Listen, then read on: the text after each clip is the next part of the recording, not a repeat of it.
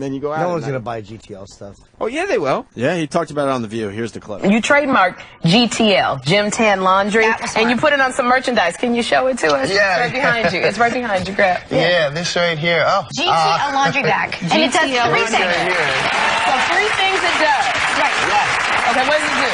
This is it's the official Gym Tan laundry bag, and not only is it economically friendly, but you could technically use it as like a soup bag. Okay. So when you take it, you can use it as like a you can use it as a soup bag, as well as you can turn it over and go to obviously the laundry. If you're a kid in college, you throw your laundry in here. Okay. Okay. You suit it back up like so, and then you take it to the laundry. Okay. They're putting a laundry bag? Technically, yeah. Yeah, technically, yeah. Can make fun all we want, but he'll probably make another $1 million off this. It's not him, it's that dumb audience. They're clapping. Yeah, you open this, you throw your laundry and you close it, and they're all like, oh, it's great. It's just a laundry bag? No, it's a soup bag, and then you can turn it upside down, and it becomes a laundry bag. You understand? GTL. Situation. Gym Tan Laundry, Jersey Shore. See? You watch Jersey Shore, Bill Burr? Dude, I was actually at the taping of this, and I applauded wildly. That's a great it's a great bag until an infant crawls in. Gets his little face stuck in it. How much money did he make last year? $5 million. Jesus. Who? Sitch. Situation. From Jersey Shore. Oh, is that right? Ah, good for him. Why not, right? Yeah, good for him. His orange abs. Yeah. They're all orange. They love being orange. How are you, Bill Burr? I'm fantastic. Heading to Atlantic City with Jim Norton. Big show this weekend. That's right. I can't wait. Everyone I'm talking to they can't wait for this show. Yeah. When are you going down? I was going to talk to you guys about that. I'm going to drive down Saturday, unless I was going to call Dave, see what he was doing. We should rent a Winnebago, Jimmy. We can film and tell jokes all the way down. Oh, yeah. We'll do activities. It's amazing how people think comedians just tell each other jokes. Like, you guys must always... it's like, we're funny around each other, but it's like if one of us told, like, a joke, like, all right, have you heard this one? The other 3 would just spit on him. Mm-hmm. Yeah. It's just not the way it is. No, not at all. No, the only joke would be that you actually had the balls to try to tell a joke. Yeah. Yeah, I don't even know how you do that. Step forward and decide to tell a joke in front of other comedians. No, usually just becomes a bitch fest. Yeah, you bitch about everything. Yeah. How was that gig? That's fucking awful. The promoter wanted me to do morning press, but there was nothing. I did that. I know that piece of shit. That was terrible. You guys actually are not a lot of fun to hang out with. No, we're terrible. We're terrible. Now that I think about it. When you're around us, you see the sadness that made us want to do that for a living. Right. This is what I find. If it's you and one other comic, you'll probably end up having some deep conversation. Mm-hmm. But if it's any more than 2, it just becomes you just start shitting on each other, and or someone will just start bitching about a gig. And that's it. Yeah. And then you just want to get the fuck out Yeah, of or there. some hack that just got a made only- $5 million. We all silently root against each other, even if we're friends. Billy Crystal had a great quote about that, like how we're all very happy for each other and we root against each other as comics. You really root against each other? But it's not a vindictive thing. It's like somebody else's success is in a way a mirror of your failure. That's how we look at it because we're self-centered. It's not because we don't like other people. Right. No, but just you compete with whoever you started with. Yes. It's basically. So you're not happy if one of the guys that you started with, Jimmy, his hits? wild success in this show has bothered me for about 9 years. So, joking. I'm no, joking. But no, He actually looked at me like I was serious. But no, I wouldn't even be like guys like Louis and Colin are ahead of me. Bill's my peer, Bobby Kelly, like we're all in that same group. Colin and Bill are guys that are ahead of us. They're like the classic, Yeah. Chris Rock's class of. Right. He might even be ahead of them. Yeah. But guys that are ahead of you don't begrudge. Yeah, like when Jimmy has a good day back east, I can feel it in my heart. I don't even have to know. I just know. feel it. I go, God damn it. We send out vibes. Yeah. Jimmy booked something. Well, it wasn't an acting gig. Yeah, you and me both. It's fucking horrible, isn't it? One of the quickest things you'll ever do is read my IMDb page. Whatever the hell you said.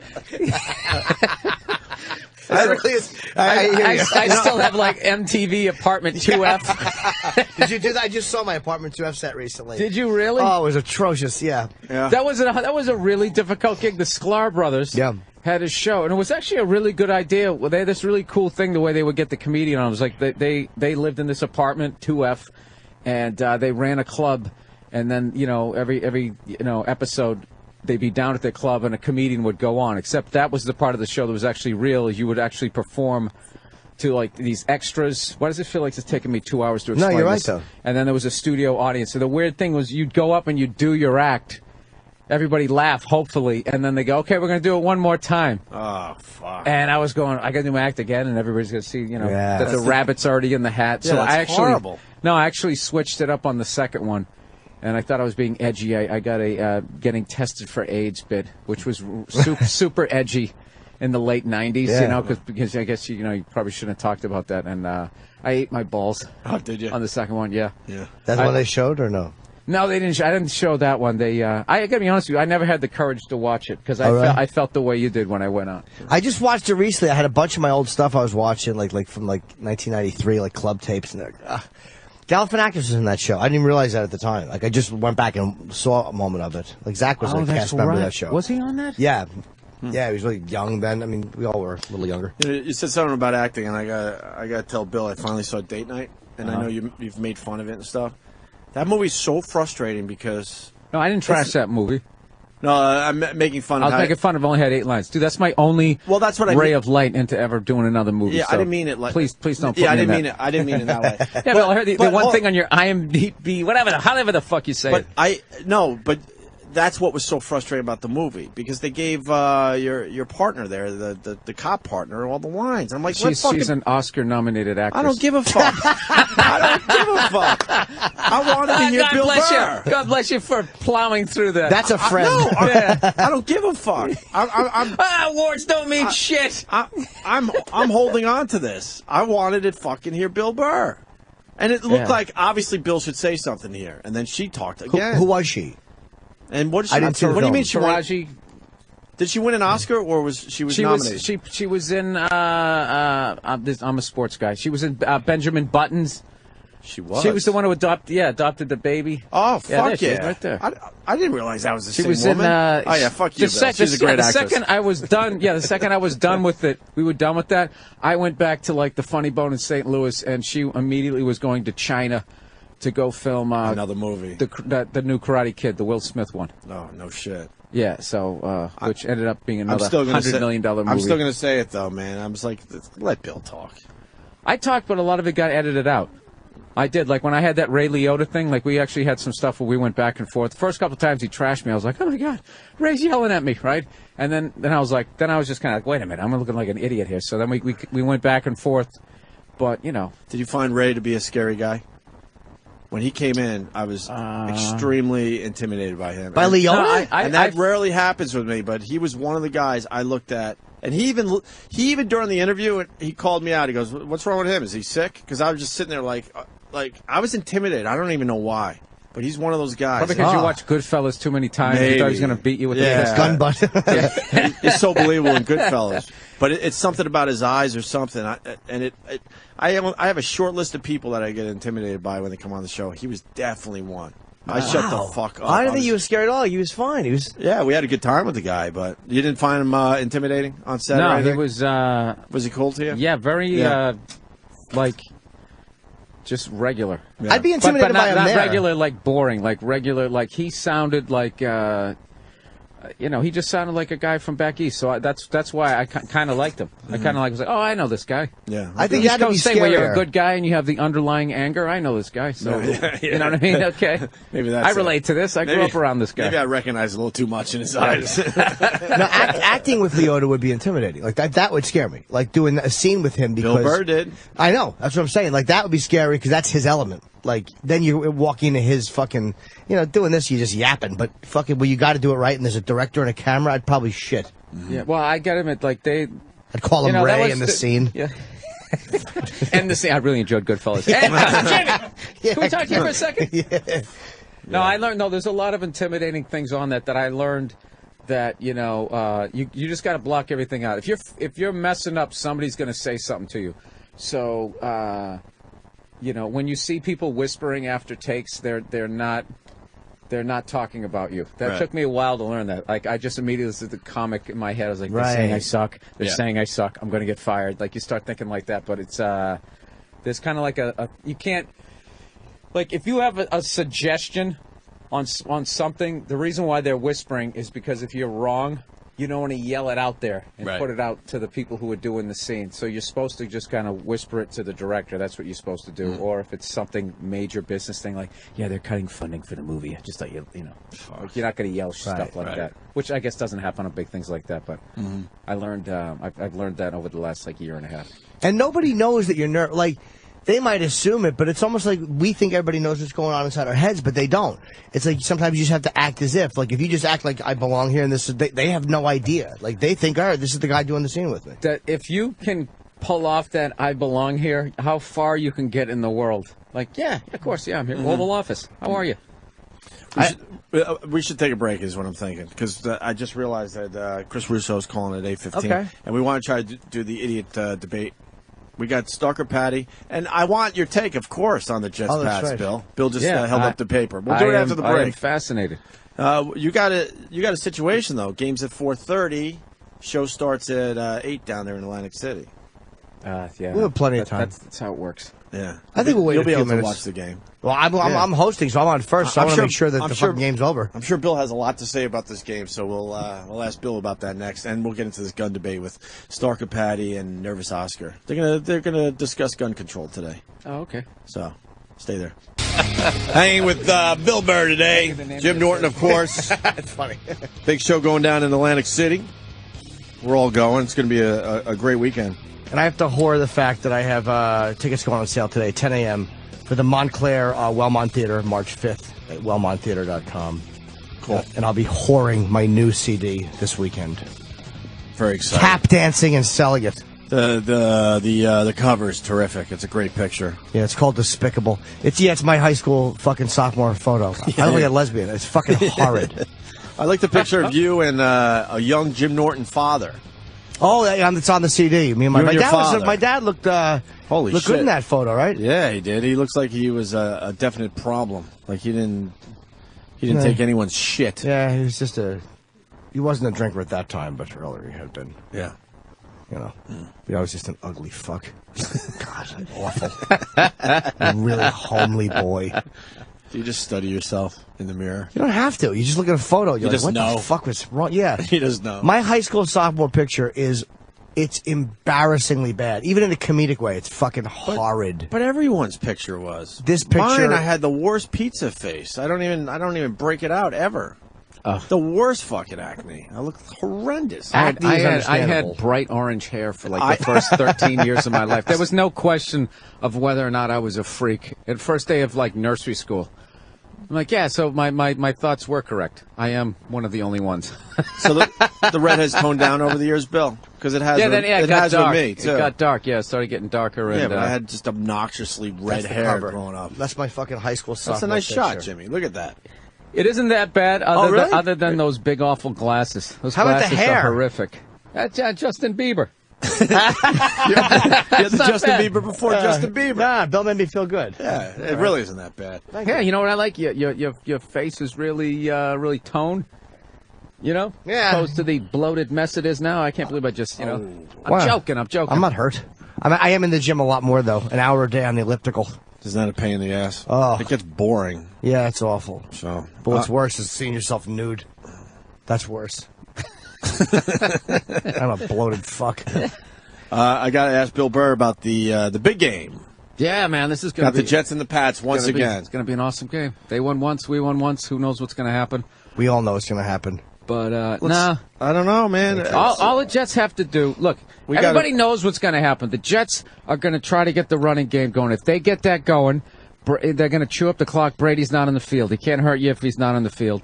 And the Patriots are going to do it. They're going to try to take the running game away and put it on Sanchez's shoulder. Hopefully you get up a couple scores. Sanchez tries to make something happen, turns the ball over, yada, yada, yada. Right. So as far as all the trash talking that the Jets are doing, like I don't understand how that helps you. It's so dumb. That's Rex In the Ryan's. history That's of- Rex Ryan's style. I don't know why. I love it, but I hate it. Being a Jets fan. It's kind of nice to have a coach obvious. like that, but I know he's so confident. yeah, I love it. He's he's just wildly confident. There's no underlying insecurity there. No, but historically, yeah. Sure, well, you've seen the videos. We'll of course, play him again. Yeah. Yeah. He just you've seen the videos, so of course there's some insecurities there. His wife. Oh, that guy? No, I was joking with my girl going, the only good thing about being a psycho, the only positive thing is you can spot another psycho from across the room. And that dude is he's out of his mind. All that trash talking he does, that has nothing to do with the game. He's yelling at that voice in his head. That's, he needs a hug from his dad. And his dad can be, yes, you're a good defensive coordinator. Granted, you didn't create the 46 defense, but yeah, you're a good guy. But I was fucking Cromartie. Is that who was talking shit about the? Yeah. It's like, what are you doing? He wants Brady to throw it his way. He's done nothing but win championships. What are you Brady fucking to throw with it him his for? way a lot, not just a couple times. Bill's Absolutely right. Never works. I've been saying all week, if this turns into a shootout, my team is fucked. They got to eat that fucking clock. Yeah, and what's the weather going to be like in Foxborough? Do you know? Horrific, hopefully. But that doesn't affect Brady that much. No, yeah, Brady plays great in bad weather. Yeah. So, yeah, like I have, our defense, we're starting like 4 rookies. You know what sucks about this is actually 2 really good teams, but because of all the trash talk, now it's just, what I hate about it is if the Jets lose, it's going to be because of the trash talk, and then if they win, it's going to be because of the trash talk, rather than like the stuff that I like, the actual game. But I mean, but that won't matter in the end. If your team ends up winning, you won't care about the trash talk 2 days later, because you guys will be moving on to the next. Yeah, but what I'm saying is just this whole it's been driving me nuts that they keep painting Rex Ryan out like he's this confident guy. Yeah, it's just like, dude, that's like like Psych 101. And you believe that he's like barely holding it together inside? Oh my God, dude, it's Psych 101. I can't argue that point. When he stands there, when they went to go play us last time, and he's like, a lot of people think New England's the best team out there. I'm not one of those guys. And he gets, and you see when the press laughs how his face lights up.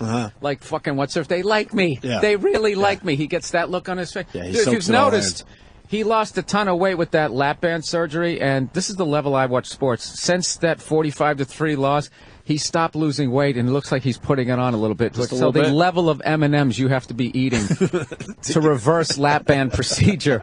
So you can talk all the shit you want. When I see that pelican chin coming back, I know that he's had a couple rough weeks. He just wants Belichick to call him up and tell him that he thinks he's a good coach. Belichick is a psycho, though. Come on. Oh, absolutely. He's a lunatic. Absolutely. Yeah. No, I'm not saying that he's not a psycho, but what's his issue? You think he's not? What is his? Yeah. I'm not that good. You got to be like 10 years into, because he holds his cards all the way up to his vest. So you can't tell what he's thinking. He doesn't really show much emotion. He's brilliant. That's brilliant. Even after he wins a Super Bowl, he only shows emotion for the greatest thing I saw him do. A quick minute or two. The best thing I saw him do was the way they got rid of Randy Moss and the way they played it off. Like, we don't want to do this, Randy. Like, I was joking on my podcast that they got rid of Randy Moss the way you get rid of like some psycho chick. You just bring her out to a bar and introduce her to some other guy, and you just slowly back out of the room. You're beautiful. You're awesome. We'll see you later. And watch it happen. Yeah, we think you're great. We'll take a 3rd-round draft pick. See you later, Randy. And just dumped him off. And turned out to be the right move for them. Yeah, no, because you got to have everybody pulling the cart in the same direction. What do you think of the Seahawks being able to be in the playoffs with a 7-9 record, and then they get the home game against the Saints? Well, which obviously means a shitload in the playoffs, and then they end up beating the Saints. That was the thing, though. They ended up beating them. So, I mean, I get that, But I just feel like if you're under 500, especially in football, I don't see why you should be allowed in the playoffs. What about if your whole coaching staff is wearing Dockers? That should be worth it, like half a loss. Do you care, or is that a dumb thought on my part? I cared a few years ago when we didn't make the playoffs, and then like the 8-8 Chargers got in, but then they beat the Colts at home. So, but I think if you're 8-8, at least you're 500. But to be 7-9 and you get a home game in the playoffs, it just seems like something is flawed. Everybody knows 9 and 7 means wild card. So yeah, so if you're 8-8, win a division, that's annoying. 7-9 is like reprehensible. But I understand why it was a very weak division and all that. But I don't know. I think every year there's the Mafia game. You know what I mean? Where the Mafia's just going to make all the goddamn money. I think that was the one. That was the one? Yeah. Everybody's going to pick the Saints. Drew Brees is going to come out there defending Super Bowl champions, and then they get their asses kicked. They got the Bears. What do you think of the other games? I know you're a huge Pats fan, and I'm a huge Jets fan, but what do you think Ravens-Steelers real fast? Oh, that one's a tough one. It is, right? You know what it is? The Steelers is finally playing like how I thought they were going to play the whole year. Palomalu's ridiculous. Like, once a game, he, like, guesses the snap. and jumps over And just like destroys somebody. Yeah, just Yeah. before the Levels. center barely even twitches his finger, he's already landed on their quarterback like some mountain lion. I have no idea. It's in Pittsburgh? Yeah. And what is it this year? Who's got Are they the home both game? 1-1? I don't know. I don't know how that worked out. Dude, all I really focused don't on know. is this game. I just need the Patriots to win. I need this one. I hate how much I care about sports, but I really need them How to many win this game. championships they have? They have 3? Patriots, yeah, they have 3. Yeah. And you like the Pats more And than... one huge loss. Oh, right. I forgot about the loss to the Giants. Jesus Christ. Oosh. Do they ever get over that? Yeah, you're over when you win 3. It's like the Yankee fans. Have they won Yankee again? fans. I mean, how No, much? they haven't won since. Once you win 2001 was the most devastating loss ever. As a Yankee fan, when they were down 2-0, won 3 straight, then lost 2 in Arizona, which we all knew they would do because of that cunt Randy Johnson. That was a heartbreaker. It's like once they win after that, you get over it. Yeah. If you a fan of a successful team, like he didn't even bring up 2004 where we won 4 games in a row. That's like our unbelievable thing. Right. But, when you're sitting on 26 championships, it doesn't bug But you. I think you got to win one after the crushing defeat. Yeah. To, Do you think the Yankees lose in 04 to, Well, I want to say Florida. I got to be honest with you. Like the fact that they lost was shocking, but like that was one of the most overrated. I mean, we played the Giants the last game of the year that year, and the final score was like 37-35, and then 3 weeks later we're 17-point favorites. Right. I didn't, if we lost a regular season game and all that shitstorm went away as far as like, are they going to go undefeated, I think we would have had a much better chance. In a weird way, they needed to just lose a game. Yeah. Yeah, and fuck the 72 Dolphins when they won 14 in a row when there was like 2 channels and like sports was just that 5-minute guy at the end of the telecast going the Tampa Bay Buccaneers 127-10, he's like rattling off the sports. Vancouver plays later on tonight at 12. There was no pressure, is what you're saying. Yeah, there was none of that. Yeah, you could like bang It wasn't hookers. around the clock sports. There wasn't just cell, focusing on you and the fact you haven't cameras, lost the game none yet. of that. Yeah, yeah. Yeah. Hey, where's Stalker Patty and Oscar? We should get into the gun debate. We're going to talk more about sports with Russo. What time is he calling? He was supposed to call, but he's got to get his kids to school. Okay. He'll call in around 8:45, I guess. You following the Bruins doing well this year, I guess? Yeah, we're all right. We had a brutal loss to the Canadians the other day, but then we beat the Penguins. We beat I think we beat the Flyers last night. Somebody gave me a text, but I've been so busy running around. You like hockey more than football? I forget. It's pretty much even. Close, right? Pretty much That's even. what I thought. That 24/7 though, with the I loved it. How funny was it? Fucking loved it. How funny was the end of that game? When The Winter Classic? Yeah, when there's like a second and a half left, and they're pushing each other, and the refs trying to get control. Well, just drop the fucking Yeah, puck. and they're It just didn't even yelling at him. matter. He's going, come on, settle down, settle Right, down. right. And they're all yelling his name, Right. whatever. Just drop the fucking puck, Pierre. Drop the fucking puck. HBO really helped along this rivalry to make the two teams absolutely hate each other. The game is out of touch. The Capitals going to win the Winter Classic, right, Jim? And there's 1.1 second Yeah, or something all he's like got to that. do is drop the puck. The Penguins want to skate off because they lost and they're pissed. The game is over, and he's trying to get control of the ice, and these guys just want to beat the shit out of each other. Yeah. And he won't drop the puck. The ref?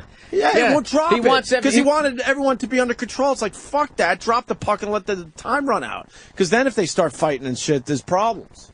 Oh, it was the... I loved it I've already 24/7. This is something I said years ago when I first started seeing, listening to audio when they would mic up a player, saying that they should have like some sort of NC-17 sports package, Right. Where they have all the players mic'd up. Yeah. And you can listen to what they say, because a lot of it is what you'd think they'd be saying, and then there's just random hilarious shit that they say. Yeah. I would love to hear it. I'm so bummed it was only, 4 weeks, I guess? 24/7 Pens versus Caps? Went by way too quick. Yeah, that should have been at least 8 or 10 weeks of that. I ended they kill me when I say this, but I ended up kind of liking Crosby after that. Did you?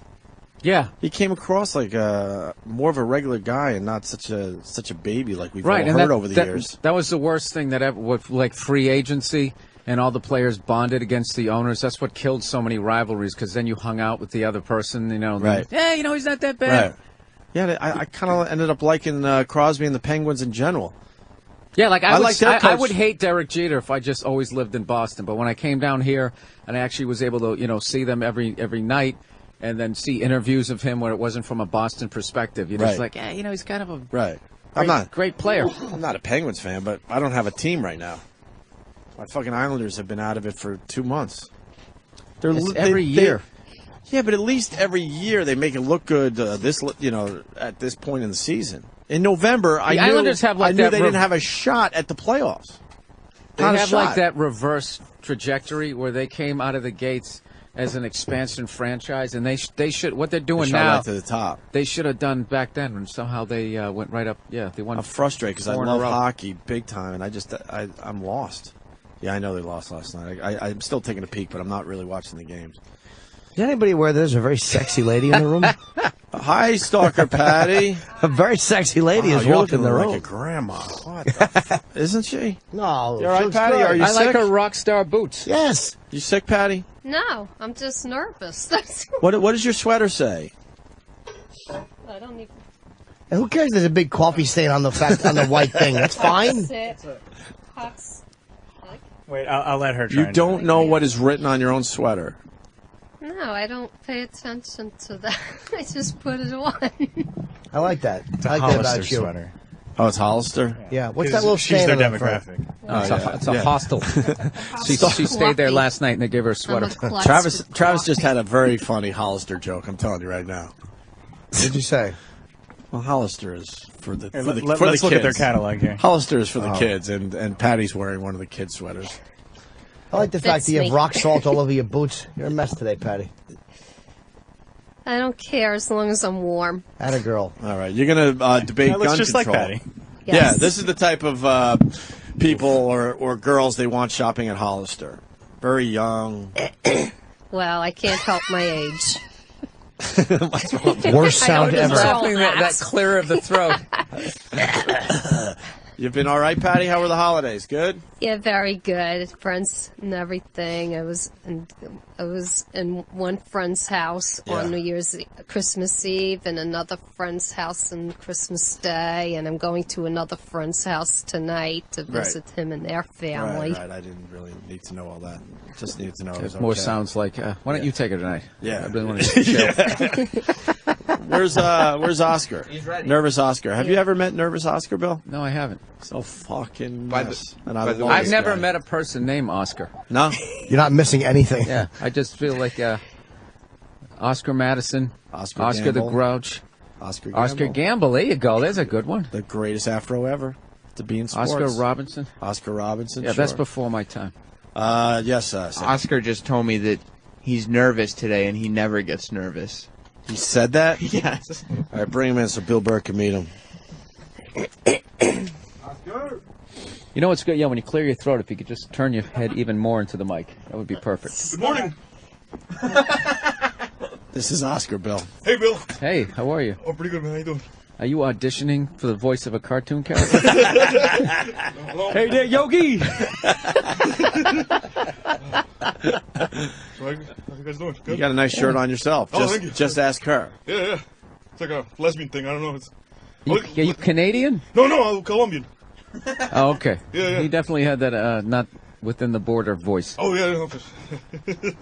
Sam's telling me you're nervous today. Nervous Oscar. I don't know. Yeah, I mean... Your name is Nervous Oscar Yeah, on the okay. show, and you're trying to tell Sam you've never been nervous before until today. Well, well, You don't know why you're nervous? I don't know, man. Can I venture a guess? Because you're going to debate something and you're a blithering idiot. Well, yeah. It's like this, man. I mean, I raked up a couple of what do you call it? Statistics and shit like that. But fuck it. I mean, I don't. Yeah, Evan, what are we doing now? Who goes first? Oscar, we were talking football. You care about the football games this weekend? Oh, yeah. Actually, yeah. I'll just get drunk at the bar and watch a couple games. Who's your team? Well, I guess I'm gonna stick to the Jets for this weekend. See what happens. Most of my friends are Jets fans, so I've been drinking for like 2 weeks straight, man. So I'm just a little jittery. That's all. Well, because I have nothing to do. You know what I'm saying? At the house. Oh, I do work in the morning. So what the fuck am I? Anyways, That's good. Fuck. He's easy. All you got to do is just stare at him, and he just sort of goes off the road. Collapses. We're just listening to you, Oscar. Yeah.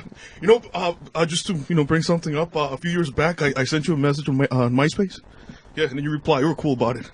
I went to Bananas the one weekend. It was probably 5 years, 6 years ago. I'm not on. I was never on MySpace. No, yes, you were. No. Oh, maybe somebody pretending to be you, maybe. Or a different comic. Yeah. No, it was definitely you. Yeah. But I mean, that weekend I was on horse tranquilizers, tranquilizers. Animals. Blue boy. Yeah. You ever done that stuff? No. Wait, what? No. It's, it's a friend of mine. He went and gave me this little bottle. So every time, to chill out, just, sniff this thing, and it'll just mellow you out. Yeah, but it's like it said animal tranquilizer on the back. Yeah, well, it's not like ether, I don't think. But anyway, so what happens is you take a sniff of that, right? And for like 20 seconds, you don't hear anything. All you hear is your heartbeat go like, boom, boom, boom, boom. And then you just zone out. This is what my first stand-up set sounded like. Oh, shit, man. I'm flattered. You just keep plowing ahead. Oh, here's another one. Yeah. Are you worried? My dad was crazy. Oh, shit. Are you worried about the tranquilizers? Oh, no, not at all. You don't think you'll drop dead from that shit? No, I'm still alive. And how often do you do? That was back in the day, with drug days. Yeah. Yeah, but not anymore. I don't do that shit. I just drink. And a little. Actually, fuck. This morning I had a horrible nosebleed. And I'm like, wait a second. And I'm like, no, but it can't be because of that. So I was like, what? Maybe it was the dryness in the room, because from the what do you call it? The venting system in the house. Keep the house warm. Heat. Yeah, the heat. That's it. Yeah. Okay, anyways, so how you guys doing? Fuck. That was like $10,000 pyramid. Yes. The warming thing. Heat. Things a junkie says. 2,500. Awesome. You couldn't come up with the word heat. Yeah, that's it. I blacked out. So it wasn't from this. No, it wasn't from that. Yeah. Hell no. I've been drinking Molson, Canadian, like a lot, fucking lately. Why are you drinking a lot? Just because you're Said bored? He was Canadian. Yeah.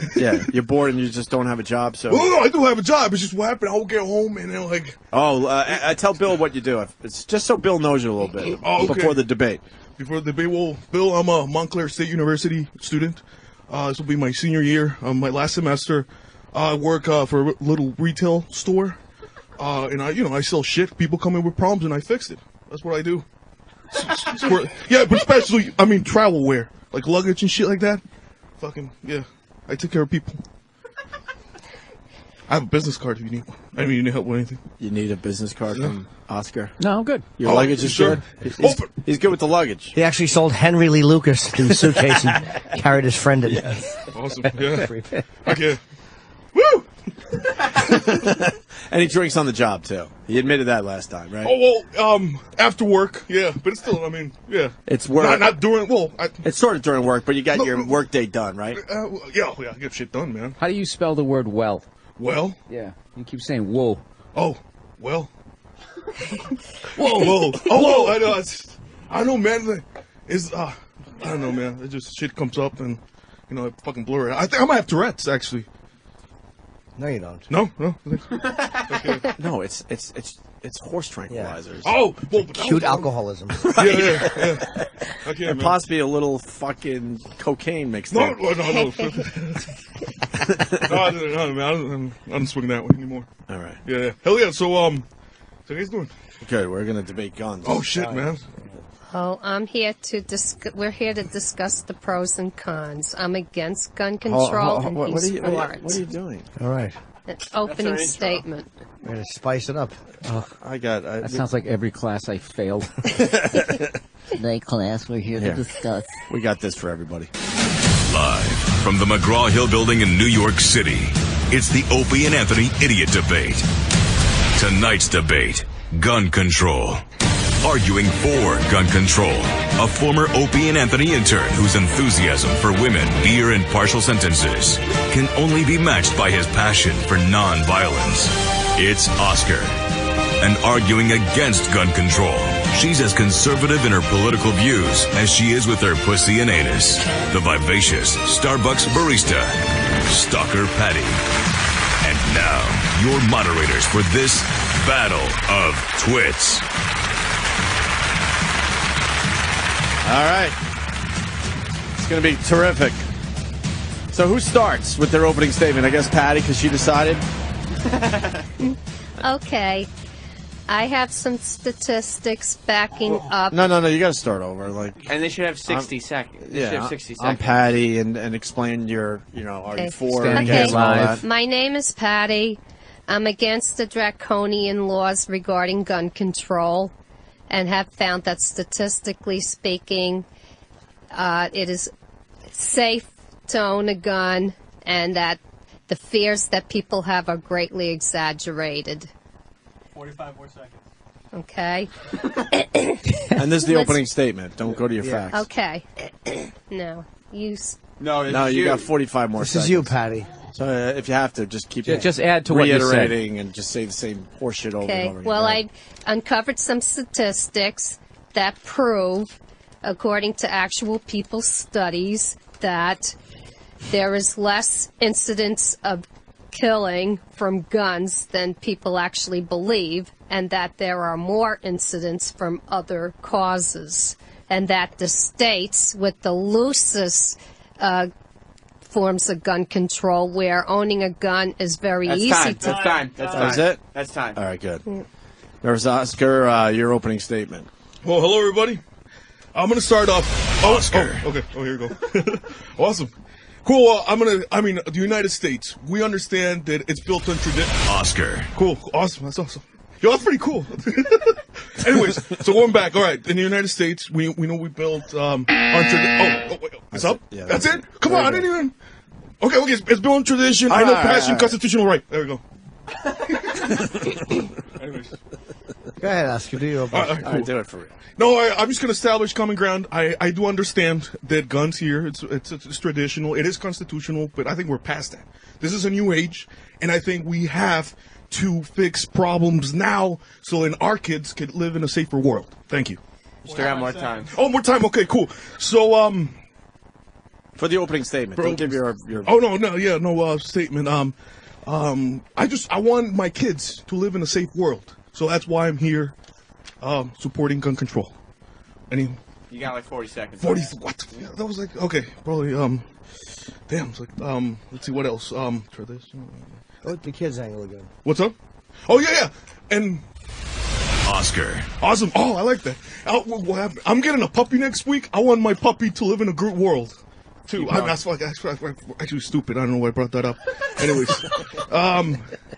traditional. Passion. Okay, that's time. Oh, good. Thank you. Thank God. Okay. What? You don't like this, Jimmy? No, I'm just keep thinking of a fucking car tire going over that dog's head, and how much happier it will be. All right. There is a myth that guns are dangerous when used for protection. We didn't establish any rules. What are the the rules? U.S. Justice. Plowing through. Stop plowing through. We'll get to you. But Stalker Patty. okay. All right, hold on. What Hold are on, the Patty. rules of the idiot debate? I believe Patty should have 1 minute to make a point, and then Oscar should get a 30-second rebuttal. I like that. Okay. All right, Patty, what is your first point? The first point is Stalker Patty. guns are dangerous when used for protection. However, the U.S. Bureau of Justice statistics show that they're the safest, most effective means of defense, and they result in fewer injuries to the defender than any other means of protection, and is safer than not resisting at all. There are 80 million gun owners in the U.S. There are 700,000 doctors. For all those 80 million people, only 1,500 occurred in an accidental death. But out of 700,000 doctors, 120,000 ended up in accidents with 171 dead. So there's a higher rate of doctors and hospitals killing you than a gun. And not only that, but England and Canada have the most draconian gun control laws in the world, and no citizen can carry a gun, but their home invasions are 4 times more. Stalker. Some good goddamn points. Yeah, it really is some good points. I like the fact that you mentioned something like doctors. They always go for a really weird example. Yeah. Like, you're more likely to be killed by a yak. Somebody A had soda a yak. machine. Yeah, or some weird. No Right? one, soda machines never fall on anybody. It happened once. Oh, yeah, that's like that cigarette commercial. They talk about how a black mamba, one bite can kill a person, but cigarettes kill more people than a black mamba. Right. Yeah, Yeah, of 'Cause, course. Yeah, all those fucking... How many people are hiking in the middle of Australia? Yeah. Is that where you have to go? I don't even know. Where. You don't buy a box of black mambas. I don't know where the black mamas hang out. Asteroid can kill the entire universe. I was going to go with the Mojave Desert was my answer to where they live. Oscar, now you got to rebut that point. Some good knowledge coming out of Patty there. 30 seconds. Well, I see. Oscar. He can't start a sentence without well. Whoa. All right, well, Pat, I see what you're saying, but you, unfortunately, I mean, it's just numbers and you're throwing figures out there. You're trying to make this this point all elaborately interesting with all this stuff. But what I'm saying, let me ask you something. How many films have you seen with Chuck Norris when he didn't have a gun and he still kicked ass? I don't really watch films. Okay, what about Burt Reynolds? Burt Reynolds? Yeah, I remember shows from the 60s. Exactly. You need ninja skills. You don't need a gun. Somebody comes out in the alley, you swap the freaking gun out the hand and just kick ass. That's what you do. That's self-defense right there. You don't need guns.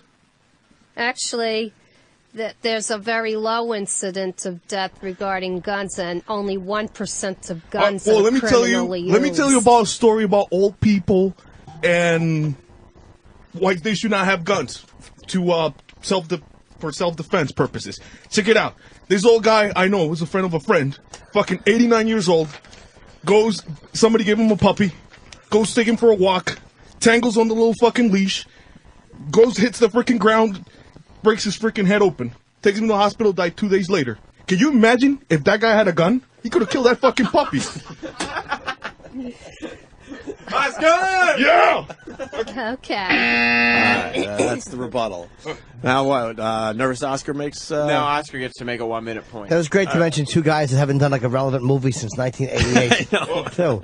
Too. Come on, Sharky Machine. I like when she said, I don't watch movies, and then he names movie stars. Yeah, Burt Reynolds. Burt Lancaster. Patty, you don't watch movies at all? What was the last movie you saw? Well, first of all, I have to rent my movies because I don't have TV right now. So I go to Blockbuster Video and I watch Human Interest and Drama.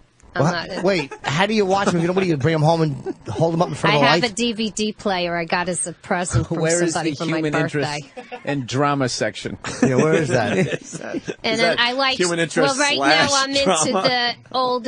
Right now I'm into the history of England. I'm watching all what the a Queen bore Elizabeth movies. Oh. No, Dyke you are. anything but.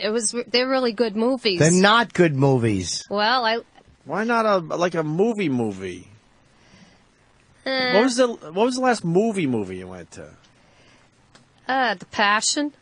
Oh, the Christ? Yeah, You're and a I drag. could never watch that a second time Why? Sick Are we getting a little damp? because it was kind of sad. But it does depict what they He got think the is shit a beat out of him realistic. for an hour and a half. Yeah. Yeah, well, they depict that as more realistic than what the pretty the That was pictures 6 years they- ago, Patty. I know. You haven't been to a movie in 6 years? Yeah. I didn't know this about Patty. After all these years, she actually, doesn't go to movies. The last movie I went to was Benjamin Button. Did you? Yes, and I've seen that movie about Did 5 you play times. the part of the baby? Very funny. Well, that's why I said it. Yeah. All right, Oscar, it's time to make some kind of point. All right, cool. All right. Oh, yeah. Whoa. Oh, I'm sorry. Go ahead. No, you go. All right, cool. All right, so... Oscar. Alrighty, so I know that some people use guns for recreational purpose, go out and hunting, right? So, I mean, yeah, it is fun fucking shooting a gun and feeling that power between your hands. But, like, my hunting, I do it at the supermarket. I go down there, I don't have to go kill a freaking cow with a gun. I have my steak there, and I get whatever I need, and I get freaking reward points at the AMP with my little swipe card. Actually, no, that's ShopRite. Fuck, it doesn't matter. Anyways, so, yeah, that's my point. So you don't need guns to go out hunting. I mean, you get your food at the supermarket, right? Let's see, yeah, so, what? Anyways, no, that was a good point, right? Valid? No? Well, then other people... someone has to kill the cow. Yeah, but they use, They don't show up and hang themselves. Yeah. Oh, shit. Actually, I have a friend of mine. He was at a slaughterhouse. Fucking guy fell over. Got electrocuted right in the fucking spot, man. Got fucking, yeah. Well, they used electrocution as a method of, and then they cut open the throat. Right. Oh, actually, that was Faces of Death. Have you guys seen that? Faces of Death? No? Yeah. Have you seen that? No. Fucking, yeah. They put the cow through the fucking thing. I think I'm watching a scene from it right now. Yeah. Wait, That's so fucking scary. what about the people that go to ranges and shoot at targets and? Oh, it's fun. I mean, yeah, absolutely. I mean, no. Well, okay. For instance, let's see if we see people are clumsy sometimes, man. They could, Did you make a point? Did I? No. What? Summarize your point so Patty has something to go with. Oh, okay, all right, check it out. Fucking having guns is like having a large. Oh no, yeah, that one. All right, cool. Well, see, owning guns is dangerous. It's like having a huge penis. You could really cause somebody some damage. And actually, I was just doing research. They have like vaginal surgical procedures that can stitch you back up in case it's a little too loose. And yeah. Anyways, well, what were we saying? All right, Patty. Yeah. Go. You want to rebut that? Yeah. Okay. In regard to hunting, you have to control animal populations in the United States that might be running rampant, like deer. That's why they declare a hunting season, to control the animal population, or they'll spread disease and get into your yards and eat your crops, That's one thing. And the second thing is with Washington, D.C., with guns being danger, and they have the draconian control over there. For every 227 people out of 100,000, that's how many people get killed by guns. It's 20 times the national average. So if gun was so control over there, why is their murder rate more than 20 times the national U.S.?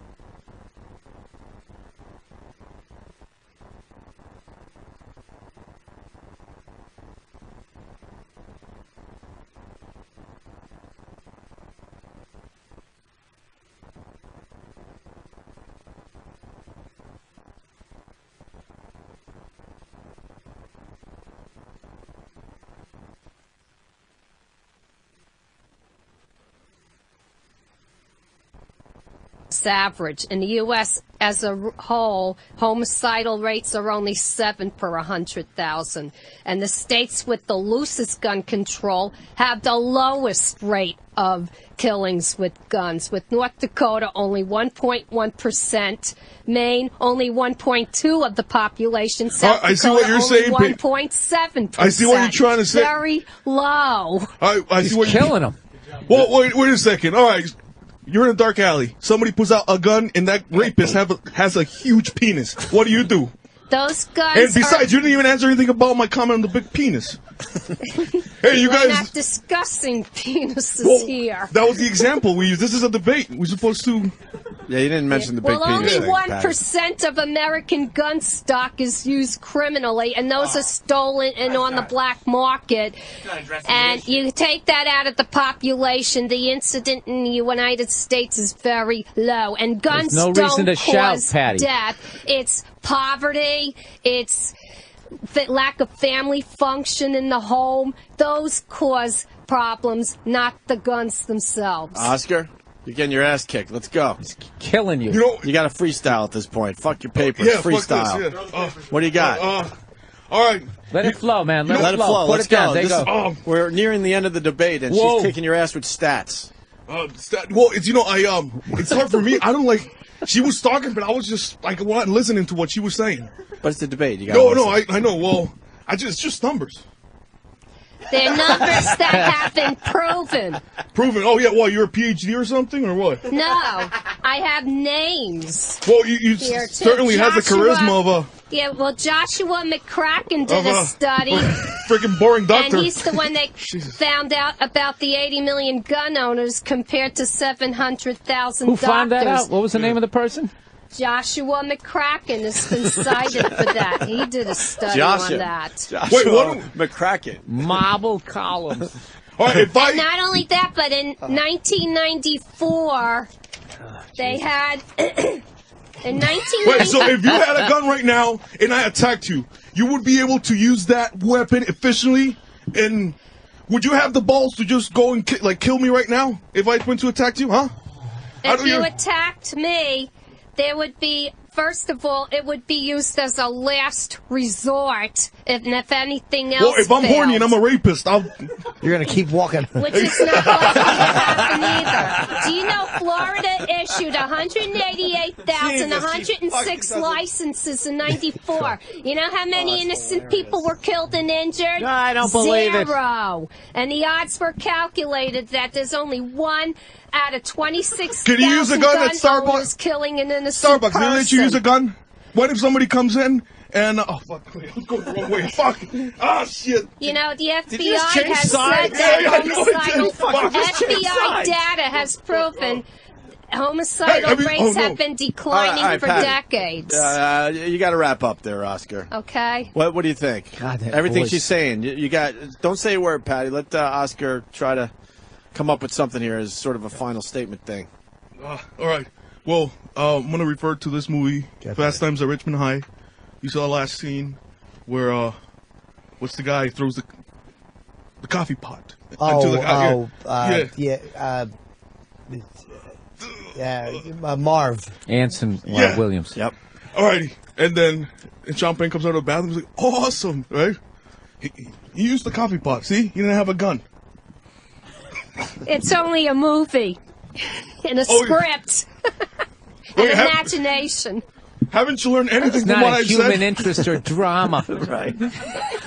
Alrighty. Hear this out. When I was 17, I was at this bar, right? It was a very good year. Alrighty. Well, somebody pulls out a gun and shuts it in the air and kills this little girl. She In was a holding, bar? Yeah. She was holding the cat. Well, how did he kill her in the air? In Was a she on the bar. fucking ceiling No, fan? the club was Cat in a bar. the clubs was outside. It was outside. We were outside the bar club. So what happened was that the gun fired and kills the cat and the girl. I don't care about the cats. 'Cause I don't like cats. But I mean, think about that little Wait, girl. he fired it in the air? Yeah. Oh, she was on the second floor. Anyways, what would you say to that little girl? Get a basement apartment. Yeah.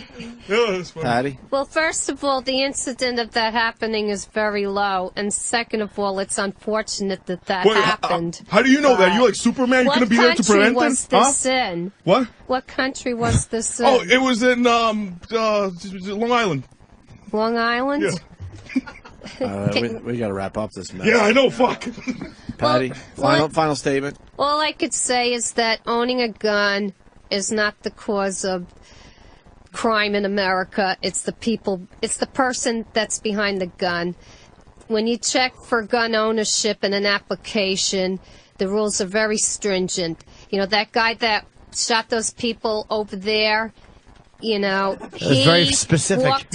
he actually walked into a store and they did not do their job and check. If they had seen his mental illness, that would have deterred him from getting a gun in the first place. I heard they did check, but it didn't come up on his record. Well, he withheld information, which is also against the law, and they found that out later. Yeah, I know. I was And just correcting that's you. one of the points when you're applying for a gun. most psychos you are cannot withhold law-abiding, which is information.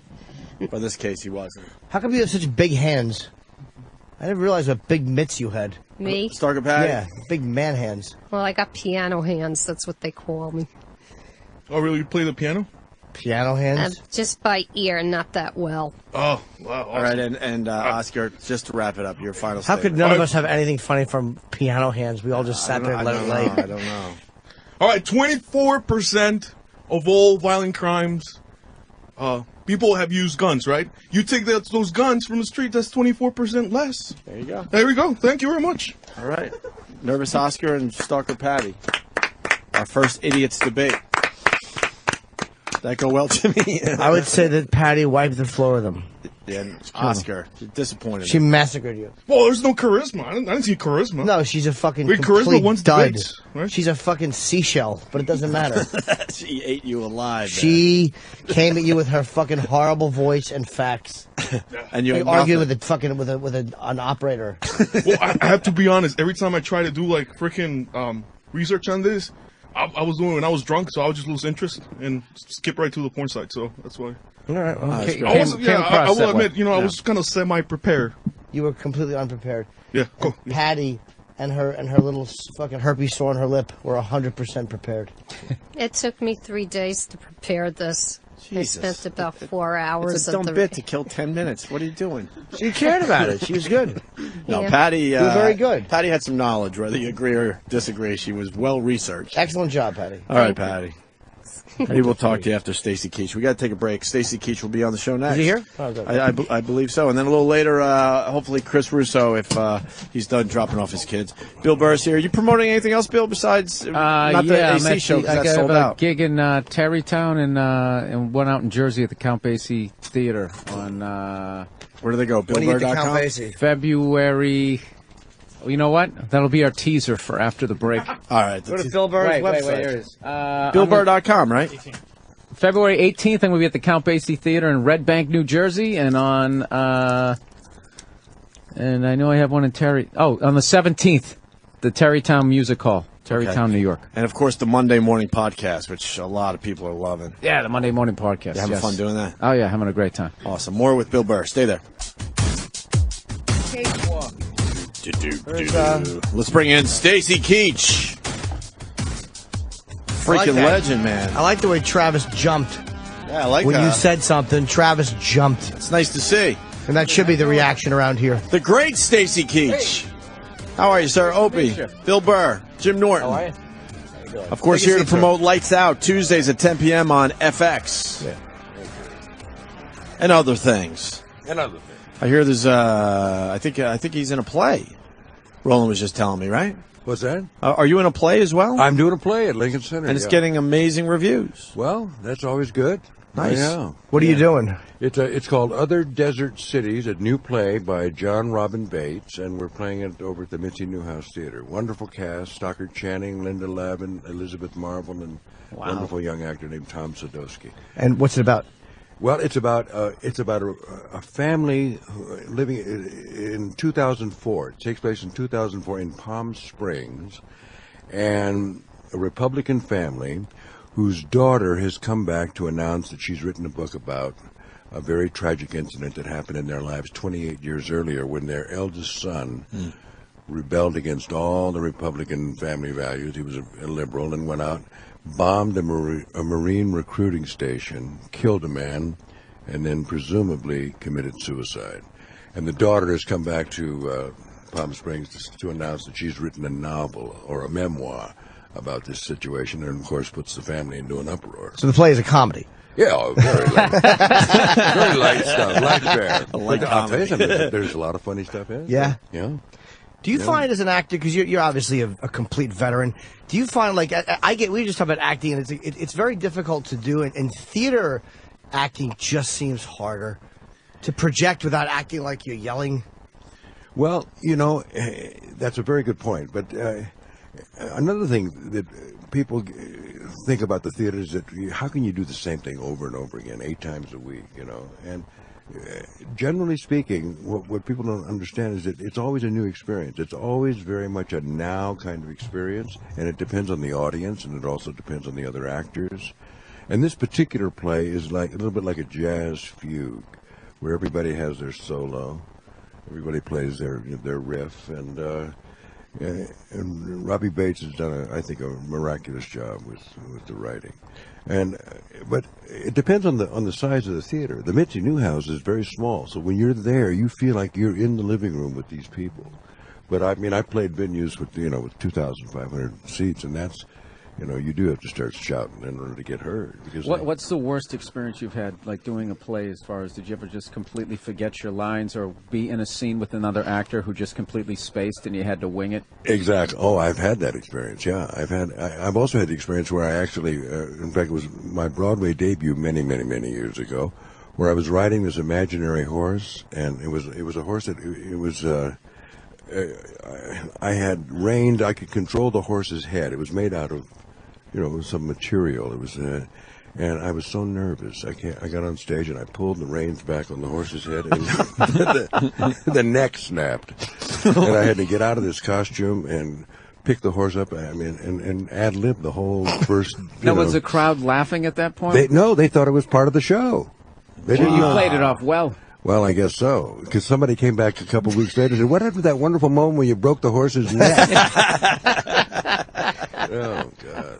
But I've had experiences also with people, they just go completely up. You look in their eyes and they don't know what the next line is. They have no idea what's So going what on. happens on the next performance when you've completely lost faith in that actor? Where you're just like, oh, God, this guy's going to leave me hanging again? No, you don't lose faith. You just, you make sure that you sort of rehearse it a little bit more before you go on that night. Yeah, but they must see the fear in your eyes or the anger or something like, let's go, buddy. I think, generally speaking, when people go up like that, they're in such a state, they don't really know what to do. So, one time I remember a story that a very good friend of mine told. It said, he began to announce to the audience, now what happens here is, because the actor who went up, he just left the stage. He walked right off the stage. He just disappeared. So he left the actor hanging out there, and he had to just, Now that has to be like the equivalent to war. That's like leaving your platoon. I mean, that's got to be unforgivable. Unforgivable. No, you can't do that. You got to stay there. You have to muscle Did you guys through. like beat him with your scripts afterwards? Beat you, damn it. Learn your lines. What do you do though when that's a great question. Like when that's happening, how do you hint to the guy what he's supposed to? How do you get him to his line? Well, if you know that's one of the reasons why it's important. I think sometimes for an actor to know the other person's line just as well they know their own. Because he said, "Do you mean that you need to go and see the doctor tomorrow?" Plot point. Yeah. You could do their line. Yeah. That's a lot of remembering. I just want to remember my lines. That's what. That seems like a nightmare to know everyone's lines in a play. It is. It is. Yeah. No. You don't. It's hard enough to learn your own line. When you get a new script, are you just so? What goes through your head? Like, I gotta freaking memorize all this Well, stuff? I always think it's important, if you can do it, to memorize the script before you go to rehearsal, before you get into rehearsal, before the first day of rehearsal. Because if you don't know the music, you don't know how to play the notes. I mean, you got to know the notes. You got to know what's going on. You got to know what those, because you can't really start to work and start to act until it becomes part of you. Sure. And a lot of actors wait until they know what the blocking is, the staging, before they start memorizing it. I think it's dicey. Everybody works differently. What is just to interrupt you here, because that's an interesting point. Like Brando would learn the lines. Like when they were like, all right, rolling, like that's when he would start looking at his lines, like while they were on the wall in front of him, and he wanted it to be spontaneous. Well, as he got older, he had problems. Did he want it to be? Did he? Was he lazy? No. Probably spontaneous. He's a weird guy. You think? Yeah, he was one of our greatest actors ever. I mean, but he used to literally have lines plastered on the other actor's forehead, so when the camera was on him, he'd be looking at the actor, but he'd be reading the lines on the forehead. Wow.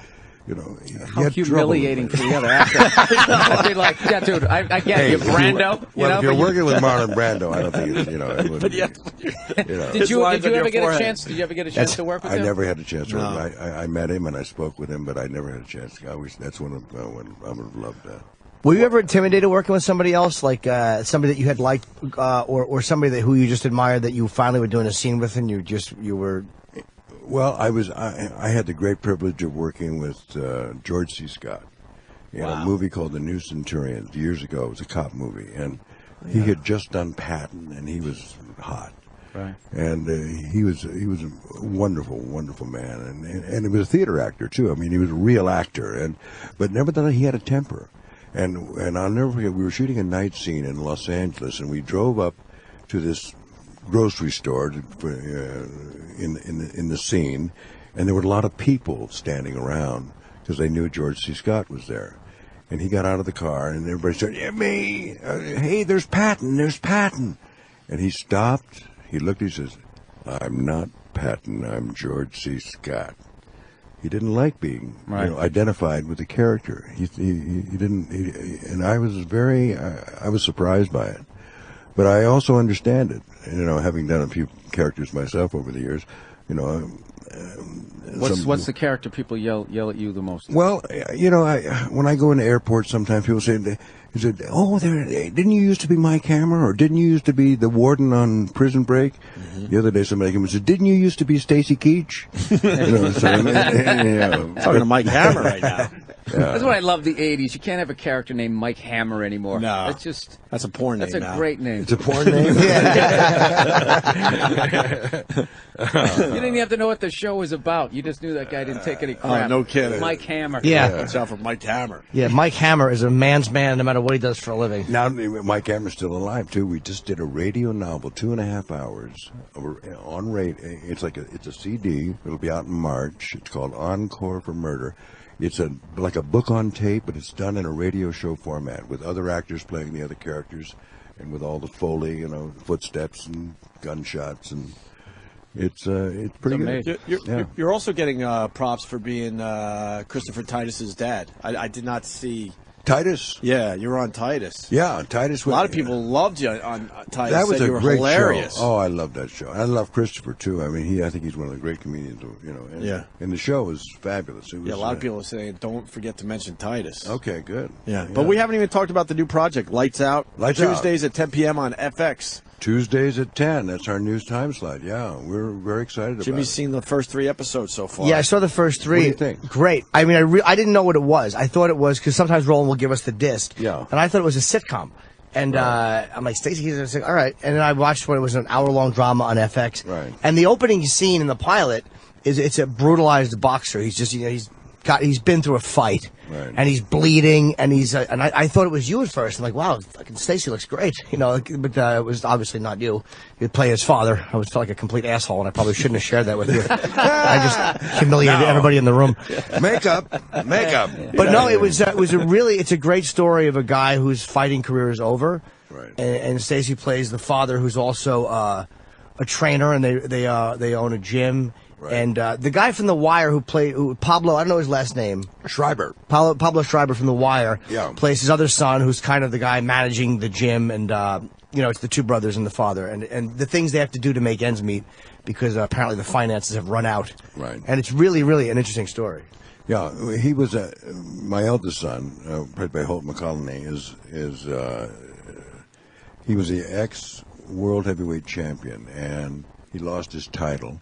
And now he's on the comeback trail to try and regain his title. And one of the reasons he lost his title it has something to do with my character, because he was ahead on points in the fight, but he had a big gash under his left eye. And I advised him, I said, stay away, you're ahead on points, don't blow it. And then the other guy came forward and started to score points, and he lost the title. So there's a certain amount of complicity that Dad has to live with and deal with, and retraining this guy to get him back ready, get him ready for the ring, and get him ready for a rematch with Death Row Reynolds. Do you, when you go into a role like that, do you create a backstory or do you just kind of do it as it comes along? Like they say when you're creating a character that like Meryl Streep will create like a backstory or have secrets. You do that? Yeah. You have to sit down and sort of write a biography, basically, of the character, and use your imagination. Or you can talk with the writer and with the director, and sort of it's a collaborative effort where you develop the what happened, where'd this guy come from, and I think it's important for actors. Most actors do that. Good actors do that almost every character they play. And how many episodes is this? Because they gave us 5, and I watched the first 3. 13. Oh, it's a full. Okay, it's a full. Yeah. It's 13, and I think that one of the good things that FX did was they gave a lot of people the benefit of seeing all the shows before they wrote the reviews, and I think I think that's a very smart thing to do, because then you get a sense of the whole picture, the whole. Instead of just writing a review after seeing one episode. Yeah, exactly. That is smart. Yeah. And the reviews are really good on this. FX is they're doing some good things. Yeah, and that's also like that vote of confidence, 13 episodes. They don't really do that nowadays. It just seems like they give you like 2 episodes. Yeah. You try to see if you can have a hit, stand out in those 600 channels. I mean, I know, you've actually it's tough. seen like how much like it's like. What was it like being on TV? Or something like I would just think when there was only 3 networks. Right. If you were on something, did you feel like that? Just walking around, you could tell people were watching the shows. It was more? a whole different world in those days. I mean, when we did the original Mike Hammer.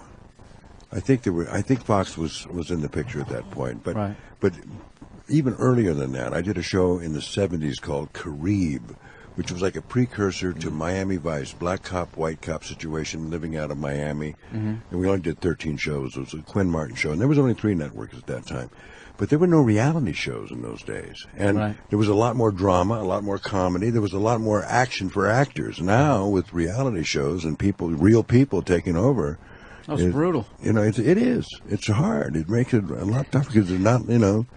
May God bless him, but I got to admit, when you sit there as actually, as a performer and you watch like Snooki doing panel on the Tonight Show, you're just sitting there going like, good, really? what do I got to do? That's what I had to do. Obviously, you got to funnel a lot of alcohol into your mouth. be a skank. That's what I got got to everything do. in sight, and then you get to sit on the couch. It is crazy. I feel bad for you guys. TV has done it to themselves in a way because, first of all, there's so many channels. I think they got lazy though too, Jimmy. Very lazy. It's the so writing. much easier and It's so much economics. cheaper just to throw a bunch of young, good-looking people in a house and film their shit. I like how they're running out of dramatic jobs to make shows about. So now they got like a show like this guy, he makes cakes.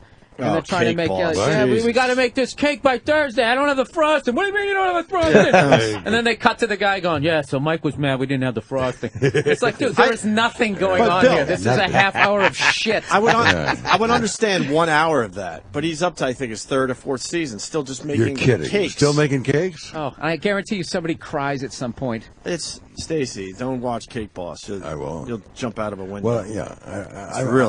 I generally speak, I watch sports and news. What do you got with sports? Well, we got a big weekend coming up. Yeah. Who's your team? Jets. Right on. You're a New York guy. I am, absolutely. But it's going to be a tough game. Well, he's a Pats fan right there. Yeah. Big Tough Pats game. fan. We've gone 1-1 this year. I know. That's why I don't like I was saying all that trash talking is stupid because it's actually going to be a great game. I think it's going to be a great game. I think they're going to cover, too. I think the Jets will cover. What's the spread? 8.5? I think it's going to be a close game. Got some action on the game. It's going to be a close game. 8.5. Yeah. A lot of action on the game, Stacy, or just fooling around a little bit? No, I'm a low roller. Low roller, $10, $20. $20. Oh, okay. Just for fun. Yeah. What part of New York are you from? I'm not from New York. No, I'm living in New York now. Oh, okay. Because I'm doing this show. But and we shoot Lights Out here in New York. We shot it over in Astoria.